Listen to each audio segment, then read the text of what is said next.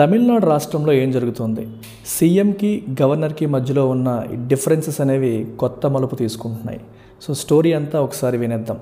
తమిళనాడులో పొన్ముడి అనే ఒక ఆయన మినిస్టర్గా పనిచేస్తున్నారు. ఆయన 2011-2016 ప్రాంతంలో డిఎంకే మినిస్టర్గా ఉన్నప్పుడు చేసిన కొన్ని తప్పుల వల్ల, అంటే ఆదాయానికి మించి ఆస్తులు గడించారు అని చెప్పి ఆ టైంలో మినిస్టర్గా ఉన్నప్పుడు ఆదాయానికి మించి ఆస్తులు గడించారని ఆయన పైన ఒక కేసు పడింది. ఆ కేసు ట్రయల్ కోర్ట్, అంటే ఇనీషియల్గా ఎక్కడైతే కేసు వేశారో ఆ కోర్టు అతన్ని ఎక్విట్ చేసింది. అతను ఏ తప్పు చేయలేదని చెప్పేసింది.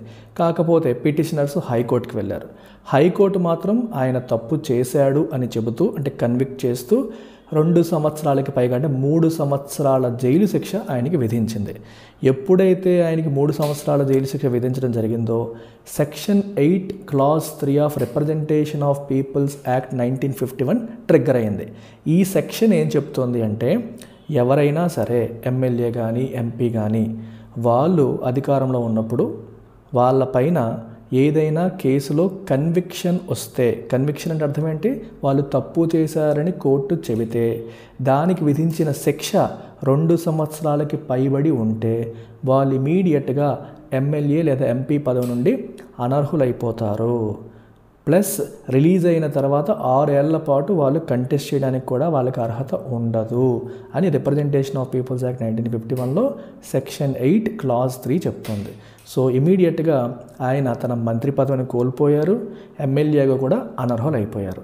తర్వాత పొన్ముడి ఏం చేశారంటే ఇమీడియట్గా సుప్రీంకోర్టులో అప్పీల్ చేశారు. సో హైకోర్టు అతన్ని కన్విక్ట్ చేసింది. సో హైకోర్టు తీర్పుని ఛాలెంజ్ చేస్తూ సుప్రీంకోర్టులో ఆయన అప్లై చేశారు. సుప్రీంకోర్టులో అప్పీల్ చేస్తే సుప్రీంకోర్టు అతని పైన ఉన్న కన్విక్షన్ని స్టే విధించింది. కన్విక్షన్ పైన స్టే విధించిందంటే టెంపరరీగా ఆయన సెంటెన్స్ అంటే ఏంటి, శిక్ష ఏదైతే ఉందో అది కూడా టెంపరరీగా సస్పెండ్ అయ్యింది. మరి టెక్నికల్గా ఆలోచిస్తే ఇప్పుడు ఆయన పైన కన్విక్షన్ లేనట్టే లెక్క, ఎందుకంటే సుప్రీంకోర్టు దానిపైన స్టే విధించింది కాబట్టి సుప్రీంకోర్టు ఫైనల్ తీర్పు ఇచ్చేంత వరకు కూడా మనం వేచి చూడాలి. సో ఆయన పైన రిప్రజెంటేషన్ ఆఫ్ పీపుల్స్ యాక్ట్ ప్రకారం అనర్హత కూడా మరి లేనట్టే కదా, ఎందుకంటే 2 సంవత్సరాలకు పైబడి శిక్ష పడి అది అమల్లో ఉంటే అతను అనర్హుడవుతాడు.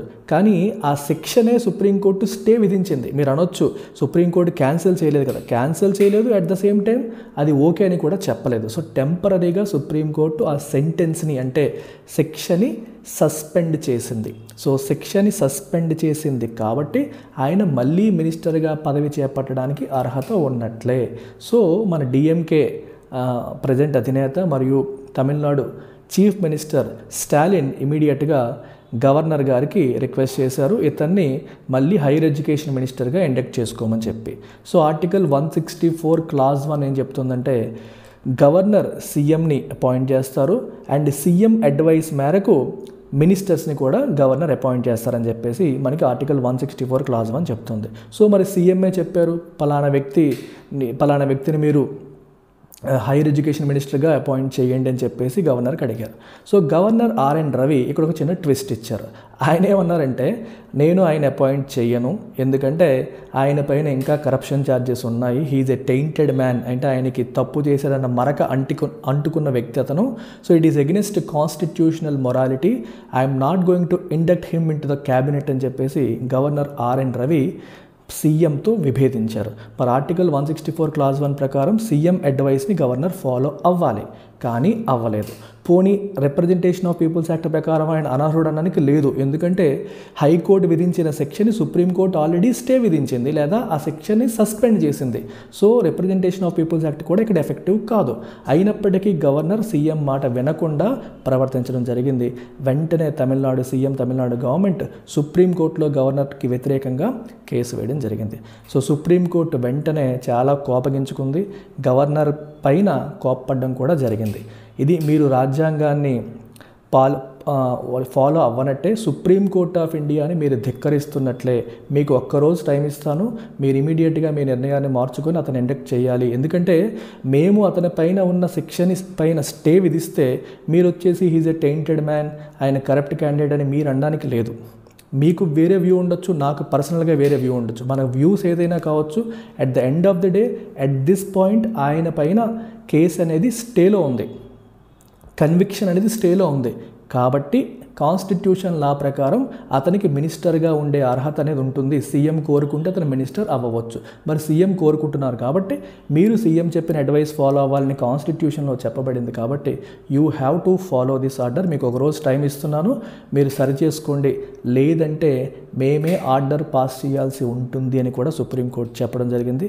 చెప్పిన మరుసటి రోజే గవర్నర్ ఆర్ఎన్ రవి తన తప్పుని సరిదిద్దుకొని అతన్ని ఈరోజు మినిస్ట్రీలోకి ఇండక్ట్ చేయబోతున్నారు.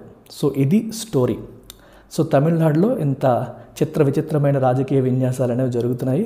అయితే యాజ్ యూపీఎస్సీ ఆస్పిరెంట్స్ మనం చూడాల్సింది దాని వెనకాల ఉన్న స్టాటిక్ కంటెంట్, దాని యొక్క application in this dynamic scenario. ఇక్కడ మనం చూసింది ఆర్టికల్ 164 క్లాజ్ 1 చీఫ్ మినిస్టర్ అడ్వైస్తో మినిస్టర్ని అపాయింట్ చేయడము, అలాగే section 8 clause 3 of representation of peoples act 1951 చాలా ఇంపార్టెంట్. ఇది ఏం చెప్తుందంటే ఎవరిపైన మినిస్టర్ పైన కావచ్చు, ఎమ్మెల్యే కావచ్చు, ఎంపీ కావచ్చు, వాళ్ళపైన ఏదైనా కేసు ఉండి దాంట్లో వాళ్ళకి కన్విక్షన్ అంటే వాళ్ళు తప్పు చేశారని కోర్టు డిక్లేర్ చేసి 2 సంవత్సరాలకి పైబడి శిక్ష విధిస్తే వాళ్ళు ఇమీడియట్గా ఎమ్మెల్యే లేదా ఎంపీ పదవి నుంచి అనర్హులైపోతారు. మళ్ళీ శిక్ష పూర్తయిన 6 ఏళ్ల వరకు కంటెస్ట్ చేయడానికి కూడా అర్హత ఉండదు. అది ఆ సెక్షన్ యొక్క బలం. I hope you have understood. Take care. Bye.